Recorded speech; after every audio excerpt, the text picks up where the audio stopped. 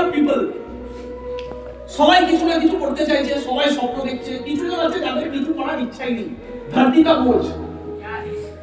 ওদের সকালবেলায় ঘুম থেকে ওঠা কাজ, যেটা সিরাজুল বলছিল খুব তাড়াতাড়ি ওঠে 11টার সময়। তারপরে ঘুম থেকে উঠে একজন আছে বাবা খেটে মরছে, ছেলে বডি বিল্ডার, বাবা রিস্কা টানতে পারছে না, ছেলে বডি বিল্ডার, ছেলে এইভাবে রাস্তায় যায়। সালমান খান এখানে একটা ব্রেসলেট পরে লাখ লাখ টাকা দাম, ওর তো ক্ষমতা নেই, ও স্টেশন থেকে কিনে নিয়ে পড়ছে, দিয়ে এত তো ঝোলায় আবার মালটা। সালমান খান কোচিনে কি হতো, সরস্বতী পুজো হতো, সরস্বতী পূজায় না হেভি নাচ গান হতো। আমাদের কোচিনে 3-4 দিন সরস্বতী পুজো হতো, আর সরস্বতী পূজায় হেভি নাচ গান হতো। ছেলে মেয়ে সব নতুন নতুন ড্রেস পরে ফর্মা মেরে সরস্বতী পূজায় দেখা যাচ্ছে, ছেলে মেয়েকে, মেয়ে ছেলেকে সবাই। এবার আমি ছিলাম ভিখারি বাচ্চা, অজন্তি ছুটি পরে পিছনে দাঁড়িয়ে আছি, অজন্তা ছুটি পরে এসেছি আমি কোচিনে। আমার বন্ধুরা সুন্দর সুন্দর ড্রেস কোড, জিন্স, 1,500 টাকা, 1,000 টাকা জিন্স। তারা আজ থেকে, মানে আমি যখন পড়াশোনা করছি 9-10-এ, তখন আজ থেকে অনেক বছর আগে, তখন তারা 1,000 টাকা জিন্স। ওর বাবা ডান্সেল ফ্যাক্টরিতে কাজ করে, সরকারি চাকরি, সেন্ট্রাল গভর্নমেন্ট। আর আমি সারা যে মালটা পড়েছি সেটা বাবার লোকের দেওয়া। মানে আমার বাবা যাদের রিস্কা টানতো, তারা তাদের ছেলে মেয়েদের যে জামা কাপড়গুলো পরে না, সেগুলো দিয়ে দিত, আমি সেগুলো পরেছি খুশি। আমার আর আছে ফর্মা, আমার আর আছে স্টাইল, আমি তো হীনমন্যতা খুঁজছি, আমি তো পিছনে লুকিয়ে আছি।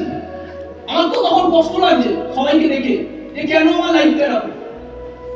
কথা বলে না, জীবনে তোমার সাথে কিছু খারাপ হচ্ছে, মানে কিছু খারাপ হচ্ছে না, সহ্য করে নে ভাই, ওই ব্যথাটা তুই পেয়ে নে, ওই ব্যথাটাকে ভুলিস না কোনোদিন। ওটাই তোর জীবনে সব থেকে, আগামী দিনে সব থেকে সুবর্ণ টাইম হয়ে যাচ্ছে। ভালোবাসি সেই মেয়েটা, তারা ঘুরেও তাকায় না। কে তাকাবে ভিখারি বাচ্চার দিকে? ঘুরেও তাকায় না, কারণ কোচিনে তখন হ্যান্ডসাম ছেলে আছে। আমার তখন শরীরের অবস্থা যা, ছবি দেখলে বুঝে যাবে, ছবি দেখে বুঝতে হবে আজকে যে চেহারা দেখছি আর আজ থেকে 10 বছর 15 বছর আগে যে চেহারা, দুটো আলাদা, মানসিক শারীরিক সব আলাদা। বুঝতে পারছি? এর জন্য ওই ছেলেটা ভিখারির মতো দেখতে, না ড্রেস কোড সেন্স আছে, না ড্রেস কোড আছে, না পয়সা আছে, না রূপ আছে, না গুণ আছে, কিচ্ছু। কে দেখবে আমাদের? ভেতরে কষ্ট নিয়ে পিছনে দাঁড়িয়ে আছি। এবার আমার মতো তো 2-4টা মার আছে, হ্যাঁ কি না? শুধু তো গরিব আমি না। এবার মেন ব্যাপার, আমি গরিব, এটা আমি জানি, আমি হীনমন্যতায় ভুগছি, আমি পিছনে দাঁড়িয়ে আছি, আমি জানি আমি হিরো না, আমাকে কেউ পাত্তা দেয় না, এটা আমি বুঝি। এটাকে বলে রিয়ালিস্টিক অ্যাটিটিউড, বাস্তববাদী।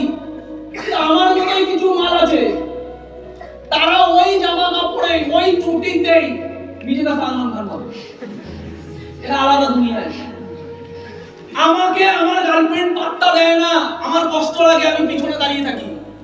ওকে ওর গার্লফ্রেন্ডকে, সেই দিনকে যেই মেয়েটা ঘুরেও তাকাতো না, আজকে সেই মেয়েটা আমার ওয়াইফ।